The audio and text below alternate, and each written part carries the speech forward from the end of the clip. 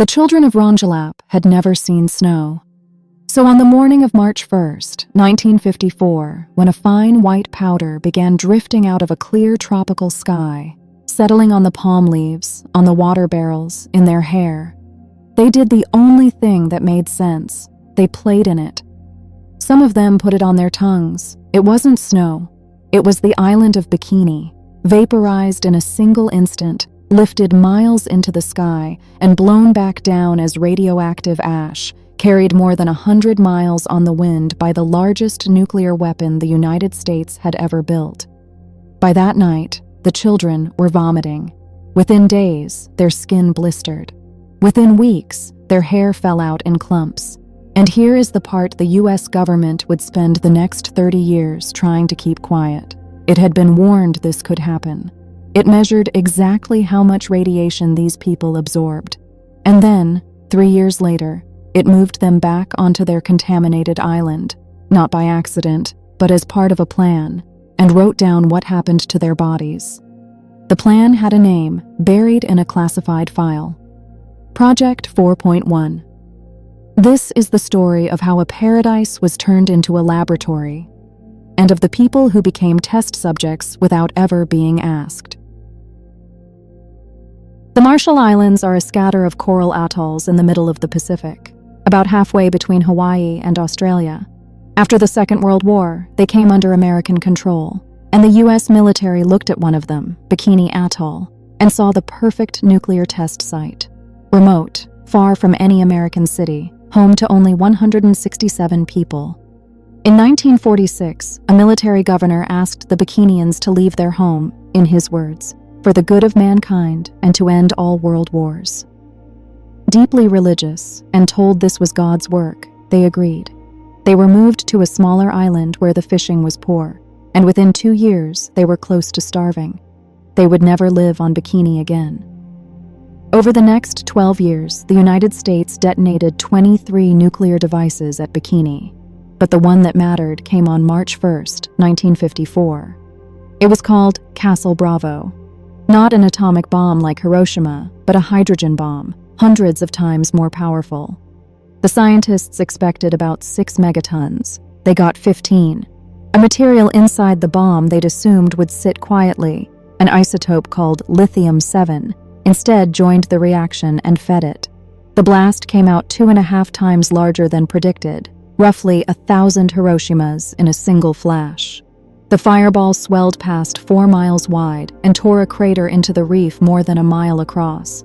The scientists had made a mistake in their math, and that mistake was now a cloud of radioactive fallout, tens of thousands of feet high, drifting east, toward islands where people were sleeping. The fallout was never supposed to reach anyone. It was about to reach everyone downwind. The first people the world heard about were not the Marshallese. They were Japanese. About 80 miles east of Bikini, outside the danger zone the Navy had announced, a small wooden tuna boat was hauling in its lines, the Daigo Fukuryu Maru, the Lucky Dragon No. 5. Its crew saw the western sky light up before dawn, then heard the roar. Hours later, a gritty white ash began falling on the deck. It kept falling as they worked, and by the time they turned for home, they were already sick, skin darkening and burning where the ash had touched it. When the Lucky Dragon reached port, its 23 crewmen were hospitalized with radiation sickness, and their catch was buried as radioactive. A country that had already lived through Hiroshima and Nagasaki erupted in fear. The ship's radio operator, Aikichi Kuboyama, died that September at 40, the first person ever killed by a hydrogen bomb. The dread ran so deep it surfaced in the movies. That same year, a Japanese studio released a film about a prehistoric monster, woken and mutated by nuclear testing, that rises out of the Pacific to destroy a city. They called it Godzilla. Its opening scene, a fishing boat swallowed by a blinding flash, was the Lucky Dragon, barely disguised. The United States tried to wave it away, suggesting the ash was basically harmless coral calcium. But while the world argued about one Japanese boat, there were people far closer to the blast, directly beneath the fallout, with no radio to send a warning and no newspaper to print their names. They were still on their islands, and no one had come for them. On Rongelap, the fallout kept coming down for most of the day. The people there absorbed some of the highest radiation doses ever recorded in a human population outside the bombings of Japan. The United States knew almost at once that the fallout had gone the wrong way. The winds were carrying it straight over inhabited atolls. 28 American servicemen at a nearby weather station were pulled out the moment their instruments ran off the scale. The Marshallese on Rongelap waited, through the first night as the children grew sick, through a second day. It was nearly 2 full days before American ships arrived to take them off the island, by which time many were deep into radiation poisoning. They were carried to the U.S. base at Kwajalein, given medical care, examined, photographed, and measured. And here the story could have become one of rescue. A terrible accident, followed by everything a powerful nation could do to set it right. That is not what happened. Because among the doctors who came to treat the sick, another kind of interest was taking shape. The United States had just, by pure and awful accident, created something it had never had before, a group of human beings of every age exposed to precisely measured amounts of nuclear fallout. To a certain kind of researcher, that was not only a tragedy, it was an opportunity. Within days, the Atomic Energy Commission opened a formal research program.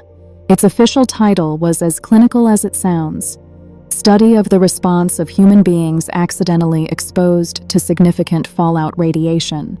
Its file number was Project 4.1. The key word was accidentally.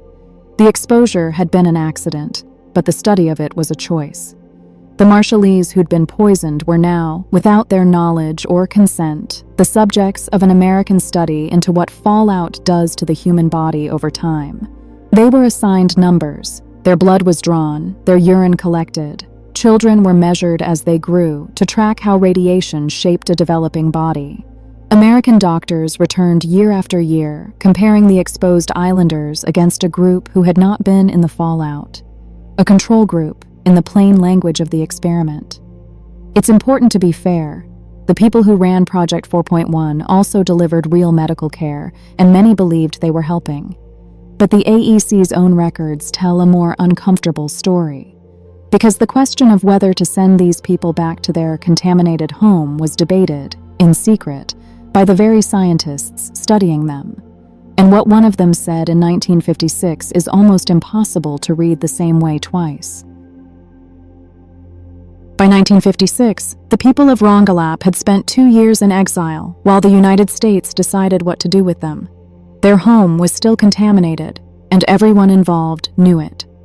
At a classified meeting of the AEC's Advisory Committee on Biology and Medicine, in January of that year, officials discussed sending them back anyway. One was Merrill Eisenbud, who ran the AEC's Health and Safety Laboratory. He admitted Rongelap was, in his own words, by far the most contaminated place in the world.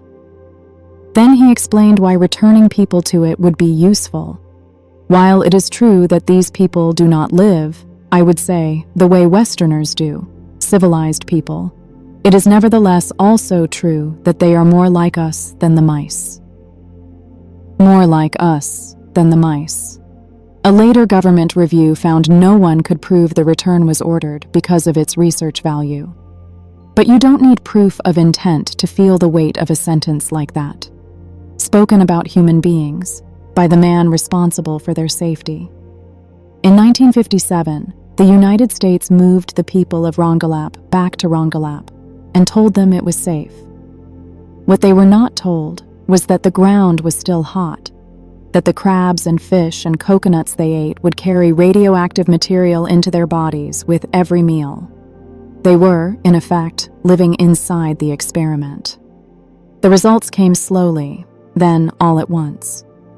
From the 1960s on, the children who'd been dusted with fallout began developing thyroid tumors that had to be cut out. A boy named Lekhoj Anjain, 1-year-old when the ash fell, developed leukemia, and died in 1972. Women of Rongelap spoke of miscarriages and of babies so malformed they did not survive. Accounts scientists find hard to tie directly to the fallout, and that remain disputed. But to the mothers who lived them, the cause was never in doubt. For 28 years, the people of Rongelap stayed on their poisoned island, while the government that put them there kept telling them everything was fine. And then, in 1985, they decided they were finished waiting to be rescued. By the mid-1980s, the Rongelapese had lost all faith in American promises. They asked the U.S. to move them and clean up their island, and were turned down. So they turned to someone else. In the spring of 1985, Greenpeace sailed its flagship, the Rainbow Warrior, into Rongelap's lagoon and, over several trips, carried more than 300 people and everything they could take, even the tin roofs off their houses, to a new island to start over. The Marshallese called it their exodus. The people of Rongelap were safe. Their island was not, and neither was the rest of the Marshall Islands.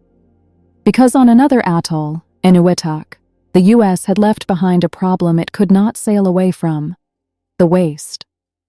Thousands of tons of radioactive soil and debris, including plutonium, with a half-life of 24,000 years.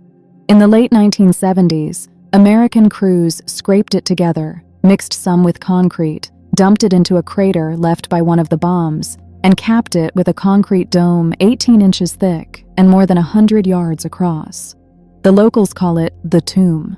It was only ever meant to be temporary, and its builders never lined the bottom, so it sits directly on the porous coral of the atoll. Today, it holds around 73,000 cubic meters of radioactive material, and it is cracking. The government's own reports admit seawater already moves in and out of the waste beneath it, and the ocean is rising.